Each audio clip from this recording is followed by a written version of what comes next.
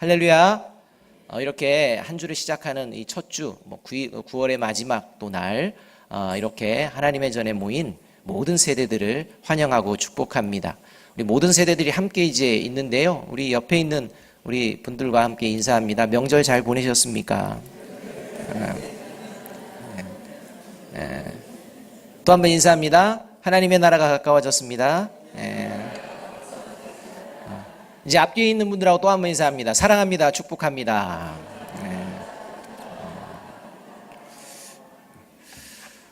미국 오하이오주에서 있었던 일입니다. 190억 원짜리 복권 이게 걸려 있는 이제 이 때였습니다. 그런데 이 190억 원짜리 복권에 당첨된 사람이 190억 원을 받지 못하게 되어 버렸습니다. 여러분, 이유는 무엇일까요? 기간이 지났습니다. 1년이라는 받을 기간을 놓쳐버린 것입니다. 여러분, 100만 원, 200만 원 얘기가 아닙니다. 190억 원이라는 얘기가 그 전부터 돌았고 이미 이제 결과가 나왔고 1년 동안 찾아가라고 하는데도 불구하고 찾지를 않았던 겁니다. 근데 기간이 지나서 이러한 190억 원이라는 돈을 받지 못하는 이러한 일이 벌어졌다는 것입니다. 왜 그랬을까요? 그 이유에 대해서는 나오지 않는데요. 저는 개인적으로 그 복권을 샀던 사람이 아마 이러지 않았을까 생각합니다.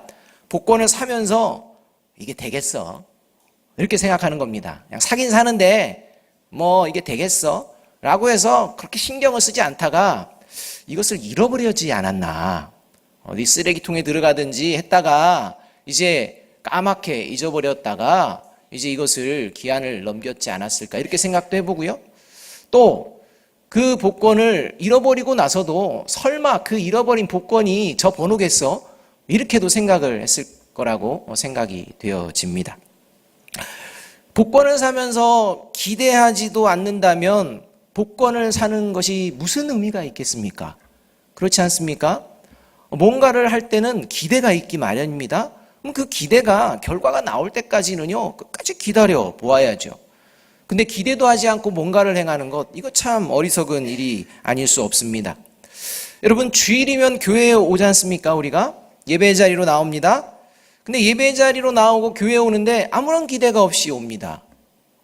또 하나님의 자녀라고 생각하면서 하나님의 자녀가 누리게 될 축복에 대해서는 아무런 관심이나 기대가 없이 신앙생활 한다면 예수님을 믿는다는 이 믿음이 무슨 의미가 있겠습니까? 예수님을 믿는 하나님의 자녀들, 과연 삶을 살아가며 어떤 기대를 할 수가 있을까요? 저와 여러분이 이 기대를 하고 있는지 하나님은 돌아보라, 오늘 말씀하고 계시는 것입니다. 너희 안에 이 기대가 있느냐? 나는 이것을 기대하기 원하는데 라고 하며 말씀하고 계시는 것입니다. 이게 오늘 성경 11절에 나오는 말씀입니다. 11절의 말씀 우리 함께 한번 읽어보겠습니다. 11절입니다. 시작. 내가 이것을 너희에게 이름은 내 기쁨이 너희 안에 있어 너희 기쁨을 충만하게 하려 함이라, 이렇게 말합니다. 그러니까 하나님께서는 하나님의 자녀의 삶이 어떤 삶이 되기를 원하느냐? 기쁨이 넘치는 삶이 되기를 원하신다는 것입니다. 그리고 하나님께서는 이미 기쁨이 넘치는 삶을 살게 해 주셨다는 것입니다. 그러니까 예수님께서 이제 내가 너희에게 이야기하는 건 뭐냐? 너희 기쁨이 충만하기를 원한다? 충만하도록 내가 이끌었다, 이렇게 말씀하고 계신다는 것입니다. 데살로니가전서 5장을 보게 되면 그래서 항상 기뻐하는 것이 하나님의 뜻이다, 이렇게 말씀하고 있습니다. 반대로 생각한다면요, 사탄의 뜻은 무엇일까요? 하나님의 뜻은 하나님의 자녀들이 항상 기뻐하는 것이 하나님의 뜻이라면 사탄의 뜻은 무엇일까요? 기뻐하지 못하게 하는 것입니다. 기뻐하는 것을 막는 것입니다. 그러니까 이제 지금 내 안에 기쁨이 있다, 내가 지금 생각할 때 이 예배 자리에 나오면서 내 안에 뭔가 기쁨이 있다라는 이러한 분이 있다면 이분은 지금 하나님의 뜻 안에 있게 되어지는 것입니다. 그런데 아무리 찾아볼래야 찾아볼 수 없다, 내 안에 기쁨이라고는 찾아볼 수가 없다, 이런 마음으로 지금 이 자리에 와 있다면 누구의 뜻 가운데 있는 것입니까? 사탄의 뜻 가운데 있다는 것입니다. 그만큼 이 기쁨이라는 것은 굉장히 중요합니다.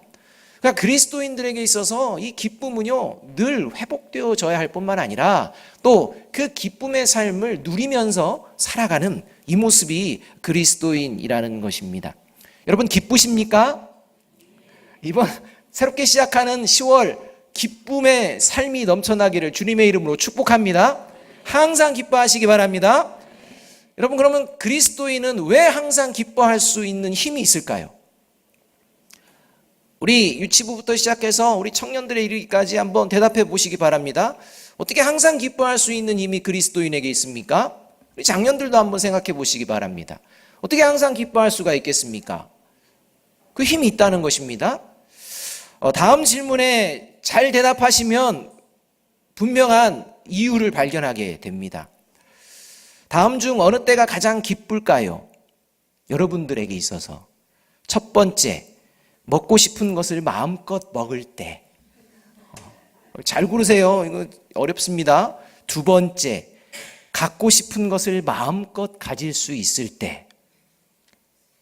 세 번째, 하고 싶은 것을 마음껏 할 수 있을 때. 정답은 네 번째. 네 번째, 살인자에게 붙잡혀서 죽을 수밖에 없었는데 누군가의 도움으로 살았을 때. 여러분 어느 때 여러분은 가장 기쁠 것 같습니까?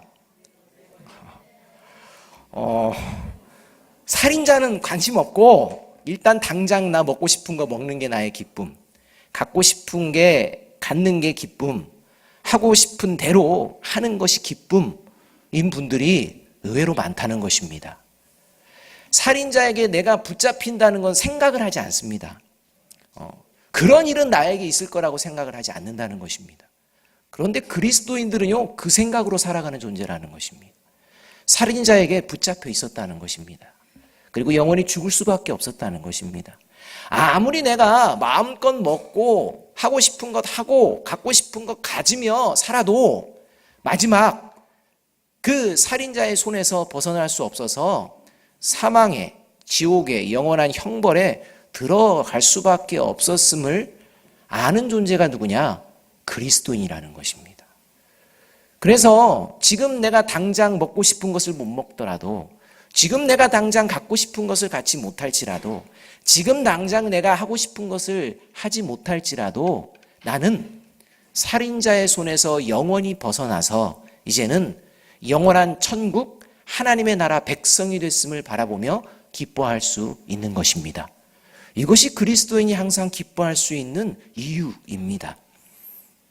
하나님의 자녀들, 영원한 하나님의 생명이 나에게 있음을 잊지 않는 그들이 하나님의 자녀입니다. 그래서 로마서 8장 1절 2절은 이렇게 말씀합니다. 그러므로 이제 그리스도 예수 안에 있는 자에게는 결코 정죄함이 없나니 이는 그리스도 예수 안에 있는 생명의 성령의 법이 죄와 사망의 법에서 너를 해방하였음이라 입니다. 언제나 죄의 권세에 내가 해방되었음을 바라보며 다시 기쁨을 회복하고 다시 하나님이 주시는 기쁨의 삶을 누리는 저와 여러분이 되기를 주님의 이름으로 축복합니다.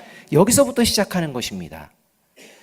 그렇다면 이 하나님의 자녀됨이 보증되는, 하나님의 나라에 영원히 살 수 있는 영원한 생명이 보증이 되는 이 성령이 저와 여러분에게 있다는 것을 어떻게 확신할 수 있을까요? 오늘 이 요한복음 15장은요, 간단하게 방법을 이야기해 줍니다.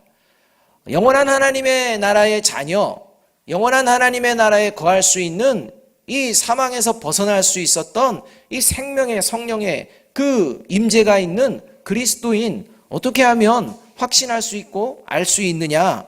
그것은 바로 열매를 보면 안다는 것입니다. 열매가 있는지 없는지 보면 스스로 알 수 있다는 것입니다. 8절 말씀 우리 함께 한번 읽어보겠습니다. 8절입니다. 시작. 너희가 열매를 많이 맺으면 내 아버지께 영광을 받을 것이요 너희는 내 제자가 되리라, 이 말씀입니다. 그러니까 열매를 맺는지 안 맺는지를 보면 된다는 것입니다. 하나님의 자녀인지 아닌지를 볼 수가 있다는 것입니다. 우리는 이 가을을 지내면서 이거는 너무 쉽게 이해할 수 있는 것입니다. 포도나무에서는 어떤 열매가 맺힙니까? 포도. 그 다음에 사과나무에는 어떤 열매가 맺힙니까? 아이들은 너무 잘 알잖아요. 우리는 너무 잘 알아서 대답하는 것도 싫어요. 뻔한 거니까. 그러면 성령이 내주하시는 하나님의 자녀에게는 어떤 열매가 맺혀지는 겁니까? 오, 이렇게 잘 알아요. 이렇게. 이겁니다. 포도나무에서 만일 사과가 열린다면 이런 일은 있을 수가 없죠. 이건 하나님의 질서에서 어긋나는 것입니다. 그러니까 이 하나님의 성령이 내주하는 그리스도인 하나님의 자녀에게는 그 삶에 뭐가 맺히게 되어 있느냐? 열매가 맺혀지는데 어떤 열매냐? 성령의 열매라는 것입니다. 이 열매가 맺어지는지를 보게 되면 알 수가 있다는 것입니다. 포도나무 열매에 가지가 붙어 있지 않는다면 포도나무의 열매를 맺을 수가 없습니다. 마찬가지로 하나님의 성령이 그 안에 내주하고 있지 않으면 성령의 열매는요, 맺어질 수가 없습니다. 세상에서의 열매는 맺을 수 있습니다. 바라는 것들, 원하는 자리, 원하는 만큼의 소유, 세상이 원하는 것, 먹고 싶은 것, 갖고 싶은 것, 하고 싶은 것 다 누릴 수 있습니다. 그런데 궁극적으로는 성령의 열매가 없습니다. 그래서 결국은요, 하나님의 심판에 처하게 된다는 것입니다. 이 열매를 보면 알게 된다는 것입니다. 이 본문의 말씀을 가지고 오늘 주와 다음 주 두 가지의 중요한 말씀을 드리게 될 것입니다. 성령의 열매를 맺는 그리스도인에게 있어서 가장 기본적인 두 가지를 다시 한번 우리가 생각하며 우리의 신앙을 점검하고자 합니다. 특별히 이 말씀 중에 오늘 하는 말씀은 가장 기본적이요, 가장 핵심적인 이 부분을 다루고 있습니다. 오늘 성경에서는요, 성령의 열매를 맺는 그리스도인인지 아닌지 나 자신이 확인할 수 있는 가장 중요한 모습을 오늘 말씀해 주고 있습니다. 성령의 열매를 맺는 그리스도인의 모습, 그 모습은 어떤 모습이냐? 무엇보다도 기도 생활을 한다는 것입니다. 그러니까 성령의 내주함이 있는 존재, 성령의 열매를 맺어가는 존재의 삶의 모습을 보면 어떤 생활이냐? 기도 생활한다는 것입니다. 여러분 기도 생활 하십니까? 갑자기 대답들이, 여러분 기도 생활 하십니까? 여러분 기도하지 않는 사람은 그리스도인이 아닙니다. 기도하지 않는 사람은 하나님의 선한 뜻을 이룰 수가 없습니다. 기도하지 않는 사람은 하나님의 약속을 듣지도 못하고 하나님의 약속을 이룰 수도 없습니다. 더 나아가서는 기도하지 않는 사람은 하나님의 축복을 받지 못합니다. 여러분 이것을 우리가 기억해야 합니다. 기도는요, 그냥 내가 하고 싶으면 하고 안 하고 싶으면 안 하는 게 아니라 기도를 해야 하는 것입니다. 그래서 항상 기뻐하는 사람은요, 무엇을 하느냐? 쉬지 말고 기도하는 것입니다. 그러니까 항상 기쁨을 원하는 사람은 쉬지 말고 기도함 가운데에 기쁨이 회복되어지게 되어져 있다는 것입니다. 근데 그리스도인이고 예배 자리에 나오며 기도 생활을 안 한다. 이거는 그리스도인이라고 할 수가 없습니다. 당연히 성령의 열매는 거둘 수가 없는 거죠. 하나님의 자녀들이 이 땅을 살아가는 동안 누리게 되는 하나님의 축복의 약속을 붙들고 분명히 이야기하는 자리가 어디냐? 기도의 자리이기 때문입니다. 그러니까 기도의 자리는 단순한 자리가 아니라 하나님이 약속하신 그 약속이 반드시 내 삶의 자리 가운데 이루어질 줄로 믿습니다. 라고 이 믿음을 가지고 나아가는 게 기도의 자리입니다. 7절 말씀이 그렇게 하나님께서 말씀하고 계시는 것입니다. 7절 말씀 함께 한번 읽어보겠습니다. 시작. 너희가 내 안에 거하고 내 말이 너희 안에 거하면 무엇이든지 원하는 대로 구하라. 그리하면 이루리라. 이렇게 말씀합니다. 하나님을 향한 믿음이 드러나는 자리, 그 믿음을 지키는 자리가 이 기도의 자리인데 그 믿음이 어떤 믿음이냐? 오늘 하나님께서 예수님을 통해서 분명하게 말씀하시는 게 뭐냐? 무엇이든지 원하는 대로 구하라. 그리하면 이루리라. 믿으십니까? 마태복음 7장 7절에도 약속하고 계십니다. 구하라. 그리하면 너희에게 주실 것이다. 이렇게 말씀합니다. 그러니까 구하라. 그리하면 너희에게 주실 것이다. 예수님이 말씀하셨고 또 오늘 이제 예수님께서 또 제자들에게 이야기하는 것입니다. 무엇이든지 원하는 대로 구하라. 그리하면 이루리라. 말씀하십니다. 이 약속의 말씀을 믿는 저와 여러분이 되어야 할 것입니다. 야고보서 4장 2절 하반절을 보게 되면요, 원하는 것 얻지 못하는 이유가 어디에 있느냐? 구하지 않기 때문이다. 이렇게 먼저 시작합니다. 그러니까 기도하지 않기 때문에 얻을 수가 없다는 것입니다. 그러니까 기도 생활을 안 하면서 하나님께 뭔가를 얻을 수 있다라는 그 생각은요, 이게 비성경적인 이야기라는 것입니다. 기도해야 되는 것입니다. 삶에 아무런 소원도 없고 소망도 없다면 기도를 안 해도 됩니다. 그냥 되는 대로 살아가면 됩니다. 그러나 사람은 그렇지 않지 않습니까? 언제나 바라는 바가 있고 원하는 바가 있고 소원하는 바들이 있다는 것입니다. 그렇기 때문에 그리스도인은요, 그 기도할 수밖에 없는 것입니다. 그런데 기도 생활을 안 한다? 구하지 않는다? 이건 있을 수가 없는 것입니다. 그래서 그리스도인들에게는 무엇이든지 원하는 대로 구하라. 그리하면 이루리라. 구하라. 그리하면 너희에게 주실 것이라. 이 말씀을 언제나 믿고 기도하는 저와 여러분이 되기를 간절히 바랍니다. 이런 말씀을 하게 되면 특별히 신앙생활을 좀 오래 하신 분들의 매너리즘 가운데에, 신앙의 매너리즘 가운데에 빠진 분들의 특징 중에 하나가 뭐냐? 원하는 것을 구해도, 간절히 기도해도 하나님께서 들어주시지 않던데, 요 생각을 한다는 것입니다. 이게 말씀은 있다. 무엇이든지 원하는 대로 구하라. 그리하면 주실 것이다. 구하라. 그리하면 너에게 주실 것이다. 이런 말씀 모르는 게 아닙니다. 압니다. 근데 한때는 열심히 구합니다. 한때는 막 기도합니다. 그런데 신앙에 연륜이 쌓여지고 시간이 지나면서 이제 잘못된 신앙으로 빠지면서 어떤 일들이 벌어지냐? 구하도 안 되는 게 많더라. 구하면서도 이게 구해도 될까? 이런 생각을 하면서 기도한다는 것입니다. 여러분이 기도하는 그 기도의 제목 놓고서 기도할 때 이게 될까? 이런 마음을 품었다면 그 기도하지 마십시오. 그건 기도가 아닙니다.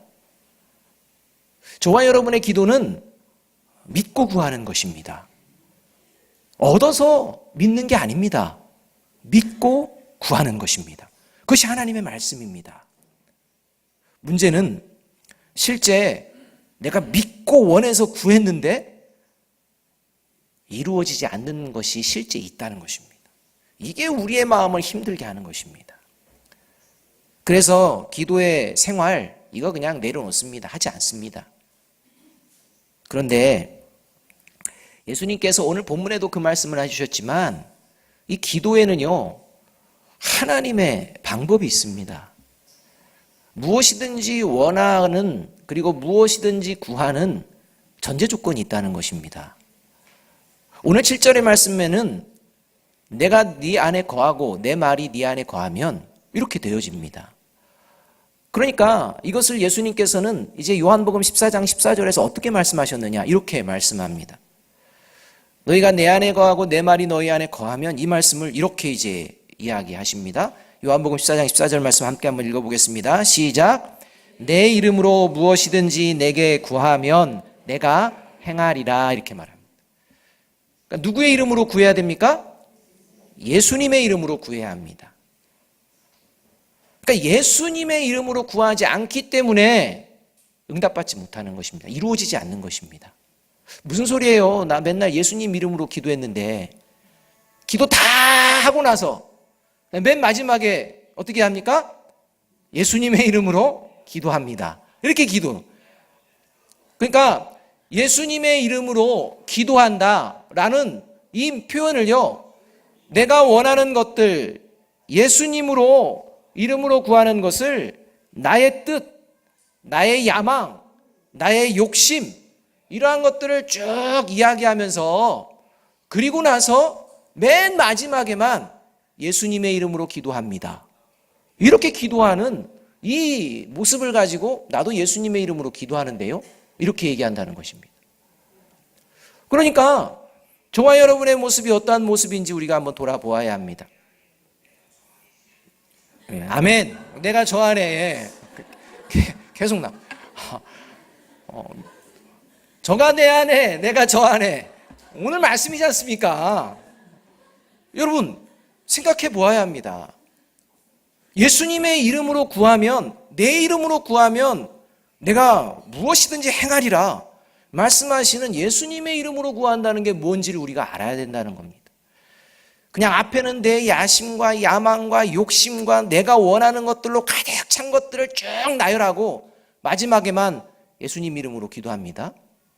이게 예수님의 이름으로 구하는 그런 의미가 아니라는 것입니다. 그래서 야고보서 4장 3절은 이렇게 말씀합니다. 야고보서 4장 3절 너희가 구하여도 받지 못함은 무엇으로 쓰려고? 정욕으로 쓰려고 잘못 구하기 때문이다. 이렇게 말씀하는 것입니다. 그러니까 예수님의 이름으로 구한다는 게 무엇인지 분명히 알아야 합니다. 내가 원하는 정욕, 내가 원하는 것들을 이루기 위해서 하나님의 관계, 하나님과는 관계없이 그저 내가 이 땅을 살아가며 뭘 먹을까? 뭘 가질까? 뭘 할까?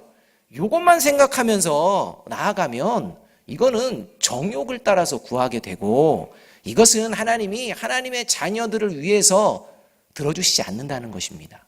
왜냐하면 그 길은 생명의 길이 아니라 사망의 길이기 때문입니다. 그래서 잠언에서는요, 어떤 것은 사람이 보기에 생명의 길처럼 여겨지지만 결국은 어떤 길이다? 사망의 길이다. 이렇게 말씀하고 계시는 것입니다. 이 땅을 살아가면 저것이 나에게 생명을 주고 저것이 나에게 뭔가를 줄 것이라고 생각하며 그것을 구하려고 계속 힘을 쓰며 나아갔지만 그것이 생명이 아니라 오히려 나의 생명이, 영혼이 잘못되어지는 그런 지경에까지 이르게 되는 이런 길까지 갈 수가 있다는 것입니다. 저와 여러분의 기도의 모습을 돌아보아야 합니다. 기도 생활한다는 것을 단지 하나님 아버지 하면서 기도하는 그 생활을 이야기하는 게 아닙니다. 1분을 기도하더라도 10분을 기도하더라도 1시간을 기도하더라도 그 기도의 내용이 하나님께서 기뻐하시는, 하나님께서 원하시는 기도가 되어야 한다는 것입니다. 저와 여러분의 기도의 모습을 그렇게 해나갈 때 하나님께서는 무엇이든지 원하는 대로 들어주시는 하나님이신 줄로 믿습니다. 오늘 성경 6절은 이런 말씀을 또 합니다. 우리 함께 한번 이 말씀을 읽어보겠습니다. 오늘 성경 6절의 말씀입니다. 시작. 사람이 내 안에 거하지 아니하면 가지처럼 밖에 버려져 마르나니 사람들이 그것을 모아다가 불에 던져 사르느니라. 이렇게 말합니다. 그러니까 내 안에 거하지 아니하면, 다시 말하면 예수님의 이름으로 제대로 기도하지 않는 것은 어떤 모습이냐? 나무에서 가지가 떨어져 나가서 이제 바짝 말라서 사람들에게 쓸모없이 그냥 불에 던져지는 그런 존재로 전락하게 된다는 것입니다. 성령이 내주하지 않는 사람의 특징은 뭐냐? 나무에서 가지가 떨어져서 말라가는 것처럼 점점 말라갑니다. 처음에 떨어진 가지는 마르지 않습니다. 말라있지 않습니다. 그런데 계속 떨어져 있기 때문에 말라갑니다. 무엇이 말라가느냐? 기도가 말라갑니다. 기도의 시간이 사라집니다. 왜요? 하나님이 믿음의 대상이 아니기 때문입니다. 다른 것이 믿음의 대상으로 자꾸 오기 때문에 기도보다도 먼저 그게 중요하다고 생각해서 기도는요, 뒤로 제껴놓습니다. 안 합니다. 그래서 기도가 말라갑니다. 기도 시간이 말라갑니다. 처음부터 완전히 마르는 것이 아닙니다. 점점 말라갑니다. 이것은 기도를 안 한다는 이야기로 받아들이시면 안 됩니다. 기도도 합니다. 그런데 기도가 변질된다는 겁니다. 점점 변질됩니다. 변질되는 가정 가운데에 기도가 하나님이 기뻐하시는 기도가 아니라 내가 원하는 기도가 되어집니다. 그래서 하나님을 믿는 자들이 하는 그리스도인의 기도가 아니라 하나님 외에 다른 신들을 섬기는 사람들의 그런 기도가 되어집니다. 그래서 내가 원하는 것들을 얻으면 기뻐합니다. 내가 원하는 것들이 되어지지 않으면 그건 하나님을 믿지 않습니다. 하나님을 의심합니다. 그래서 더욱더 기도의 자리로 나아가지 않습니다. 그래서 오히려 내가 원하는 것들이 이루어지는 것처럼 보여지는 그러한 곳을 막 찾아다닙니다. 그래서 명절이 되면, 특별히 구정쯤 되고 새해쯤 되면 어디가 붐빕니까? 점집이 붐비는 겁니다. 여기 그 목동인가요? 그쪽 산길 이렇게 가면 유명한 이런 그 점집 같은 비슷한 그런 데가 있다고 합니다. 근데 막 아주 유명한 사람들이 막 새해가 되면 그냥 차가 줄줄줄줄 들어가고 이렇게 한다는 것입니다. 그런 마음처럼 우리가 하나님을 바라보는 건 기도가 아니라는 것입니다. 그건 이제 나무에서 떨어져서 말라져 버리는 점점 말라진 아무 의미 없는 기도, 이런 기도를 이야기합니다. 기도를 해도 그리스도인의 기도가 아니라는 것입니다. 이러한 기도를 기도라고 생각하며 모이게 되는 교회는요, 교회가 아닌 게 되는 것입니다. 그 교회 안에는 교회됨이 사라집니다. 그러니까 교회 공동체, 하나님의 공동체됨이 사라집니다. 그래서 그렇게 모이는 하나님께서 원하시지 않는 기도, 그냥 세상이 원하는 기도, 이런 기도로만 똘똘 뭉치게 되는 그런 교회는요, 이제 세상적인 그런 모임이 되게 되는 것입니다. 그래서 우리가 좋은 것, 우리가 원하는 것, 이런 것들만 이루어지면 되는 것입니다. 하나님의 뜻, 하나님께서 원하시는 것에 대한 지고지순한 아주 거룩하고도 온전하신 하나님의 뜻에는 관심 없습니다. 철저하게 내 중심입니다. 이런 모습으로 전락하게 된다는 것입니다. 그렇기 때문에 이러한 사탄의 미혹 가운데에 쉽게 빠질 수 있는 것이 어디냐? 기도의 자리라는 것입니다. 그러니까 사탄이 미혹하는 건 여러분 기도하지 마라가 아닙니다. 기도해라는 것입니다. 근데 하나님께서 기뻐하시는 그 기도 생활 말고 원하는 거, 네가 원하는 거, 하나님과는 관계없이 그냥 세상 보면서 너가 원하는 것, 그거 구하면서 그렇게 살아봐라 라고 하며 하나님께서 주셔야 될 축복을 누리지 못하고 사탄이 던져주는 미끼를 물게 되는 이러한 일들이 벌어지게 된다는 것입니다. 이러한 미끼를 덥석 물어가지고 뭔지도 모르고 그것이 옳은 거라고 생각하며 나아가는 대표적인 집단이 어디입니까? 이단입니다. 이단에 가면요, 정말 거기는요, 사람이 덥석덥석 물을 수 있는 것들을 많이 준비합니다. 진정한 기도가 무엇인지 외면합니다. 여러분, 이러한 부분들을 우리가 놓쳐서는 안 됩니다. 따라서 우리가 언제나 구할 때마다 다시 한번 마음에 새기며 구해야 되는 것, 요한일서 5장 14절은 이렇게 말씀합니다. 요한일서 5장 14절 말씀 함께 한번 읽어보겠습니다. 시작. 그를 향하여 우리가 가진 바 담대함이 이것이니 그의 뜻대로 무엇을 구하면 들으심이라, 이것입니다. 저와 여러분의 기도는요, 하나님의 뜻 가운데에서 이루어져야 한다는 것입니다. 이 하나님의 뜻 가운데에 내가 지금 이야기하는 모든 것들이 있는지를 늘 살피며 하나님의 성령의 음성에 귀를 기울이며 기도해야 한다는 것입니다. 이것이 그리스도인의 기도입니다. 그래서 기도의 자리는 내 뜻, 내 야망, 내 욕심과 하나님의 뜻이 부딪히는, 그것도 그냥 가볍게 부딪히는 게 아니라 아주 철저하고 아주 심각하게 부딪히는 자리입니다. 그래서 저와 여러분이 싸워야 될 영적 싸움이 가장 치열한 자리가 어디냐? 기도의 자리입니다. 이 기도의 자리가 영적 싸움이 가장 치열한 자리입니다. 하나님의 자녀됨을 지켜낼 수 있는지 아니면 사탄의 미혹에 빼지게 될지 결정되는 자리가 기도의 자리라는 것입니다. 기도의 자리에서 세상적인 그러한 마음을 가지고 기도했으면 이제 그렇게 살아가는 것입니다. 그런 기대를 가지고 살아갑니다. 그런데 하나님의 자녀다움으로 살아내려고 했다면 또 그렇게 살아갑니다. 따라서 저와 여러분의 기도의 자리, 그 자리는 이 영적인 싸움의 자리일 뿐만 아니라 이 영적인 싸움의 자리에서 하나님의 자녀됨을 지켜내는 복된 자리가 되어지기를 주님의 이름으로 축복합니다. 이것을 손수 보여주신 분이 누구냐? 예수님이셨습니다. 그러니까 예수님이 이 땅을 살아가며 경험한 기도의 자리가 어떤 자리였느냐? 저와 여러분이 경험하는 자리임을 예수님이 보여주셨다는 것입니다. 하나님의 아들이 그것을 경험했다는 것입니다. 마가복음 14장 36절 주님의 기도를 함께 한번 읽어보겠습니다. 시작. 아버지께는 모든 것이 가능하오니 이 잔을 내게서 옮기시옵소서. 그러나 나의 원대로 마옵시고 아버지의 원대로 하옵소서. 이렇게 말합니다. 그러니까 마지막 십자가를 지시기 전에 예수님이 기도하시는데요. 이제 내가 하나님의 뜻대로 십자가를 지러 간 거지, 왔지. 그러니까 그 겟세마네 동산에서 그래, 하나님 아버지 이제 십자가 지겠습니다. 하나님 담대하게 나아가겠습니다. 이렇게 기도하지 않으셨습니다. 예수님의 뜻은 조금이라도 좀 더 많은 사람에게 하나님의 뜻을 알려주고 싶은 것입니다.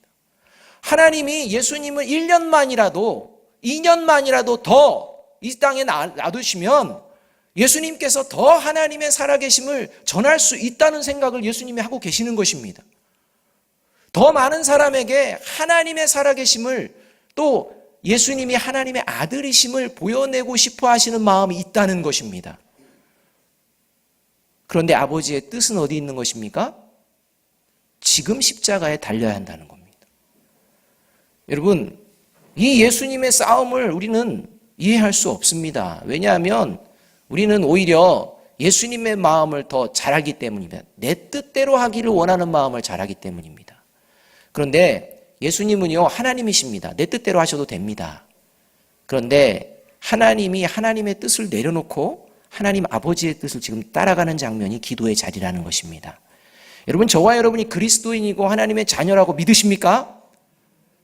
저와 여러분이 하나님의 자녀이고 하나님의 자녀임을 믿기 때문에 무조건 구한다고 하나님의 뜻이 아닙니다. 하나님의 뜻대로 구해야 합니다. 나의 마음이 하나님의 뜻에 합한지를 늘 염두에 두어야 한다는 것입니다. 하나님의 아들이신 예수님마저도 사탄의 미혹이 있었던 자리가 기도의 자리입니다. 저와 여러분, 기도의 자리 가운데 언제나 성령님의 임재와 성령님을 의지하는 그런 기도의 자리가 되어지기를 주님의 이름으로 축복합니다. 그리할 때 하나님의 뜻대로 무엇이든지 구하고 반드시 응답받는 축복을 경험하게 될 줄로 믿습니다.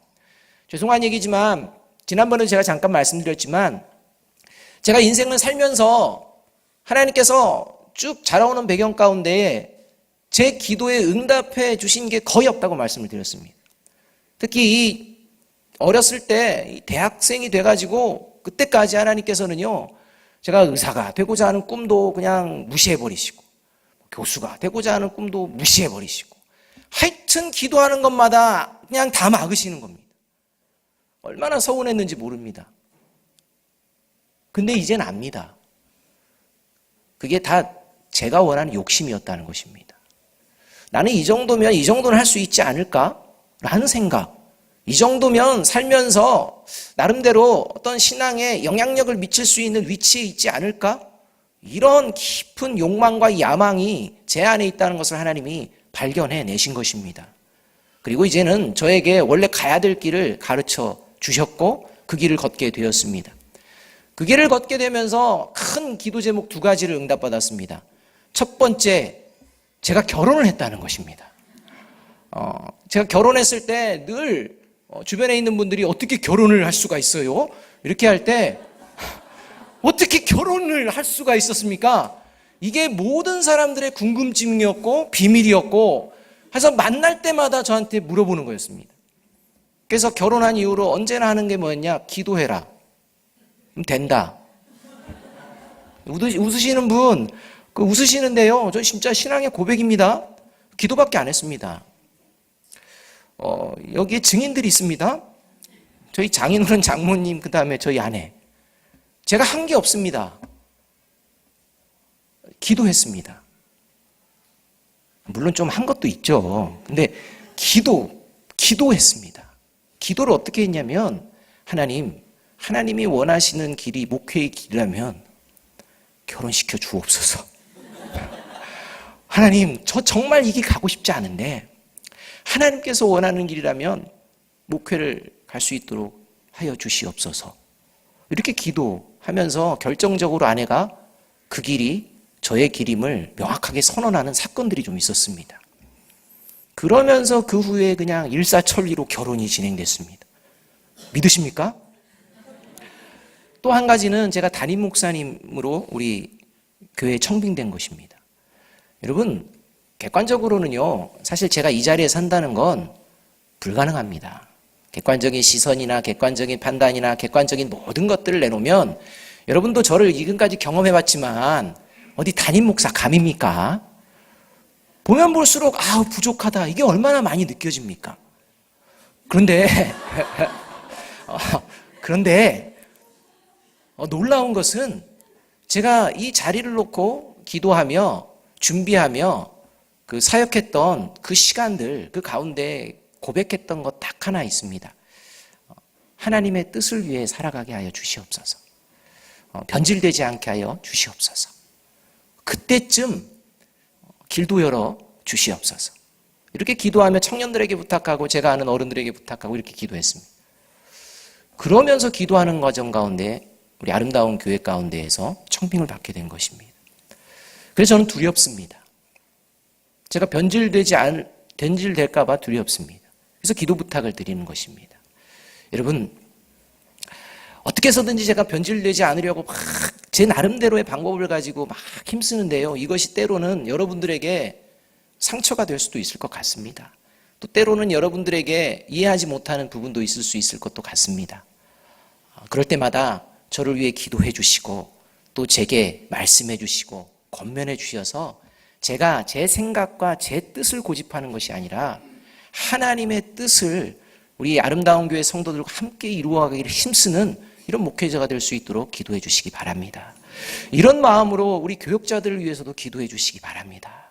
부족합니다. 연약합니다. 그러나 하나님이 함께 하시는 줄로 믿습니다. 이 하나님의 뜻을 위하여 나아가는 저와 여러분이 되어야 할 것입니다. 제가 추석 연휴 때 그 유명하다는 안시성을 영화를 봤습니다. 여러분 다 거의 보셨을 텐데 거기서 그 대사 나오지 않습니까? 그 리플렛에도 다 나오더라고요. 대부분의 사람들이 그 얘기를 듣고 뭐 감명받았다라는 얘기가 있더라고요. 그게 바로 당나라와의 싸움에서 이 사물이라는 친구가 이 양만춘에게 이 싸움은 승산이 없다. 왜 싸우려고 하느냐? 라고 하며 칼 들고 막 죽이려고 하면서 막 이야기할 때 그 양만춘이 이야기하는 거 아닙니까? 뭐라고 합니까? 영화를 안 보셨나요? 보십시오. 넌 이길 때만 싸우냐? 이 얘기입니다. 넌 이길 때만 싸우냐? 싸우는 이유는 내가 소중한 것을 지키려고 싸우는 것이다. 이렇게 말하는 겁니다. 그러니까 이기고 지고의 문제가 아니라 내가 소중히 여긴 것을 지켜내기 위해서는 싸워야 한다는 것입니다. 여러분, 그리스도인에게 있어서 가장 소중한 것이 무엇입니까? 바로 그리스도인 다움입니다. 여러분, 제가 결혼했습니다. 그리고 나서 이제 원하는 것이 이루어졌으니까 이제는 아무렇게나 막 결혼 생활해도 됩니까? 아니지 않습니까? 결혼 생활을 지켜내야 하는 것입니다. 제가 담임 목회자로 청빙을 받았습니다. 그러면 청빙 받았으니까 그냥 아무렇게나 내 마음대로 하면 됩니까? 아닙니다.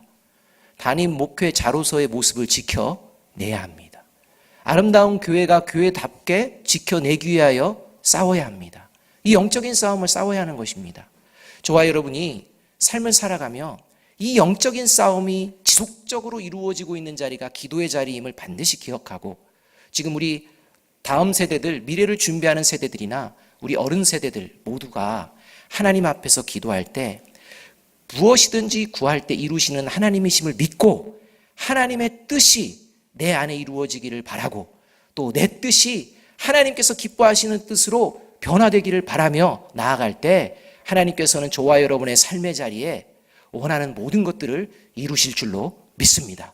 이 믿음과 이 기쁨을 경험하는 복된 10월이 되기를 주님의 이름으로 축복합니다. 기도하겠습니다.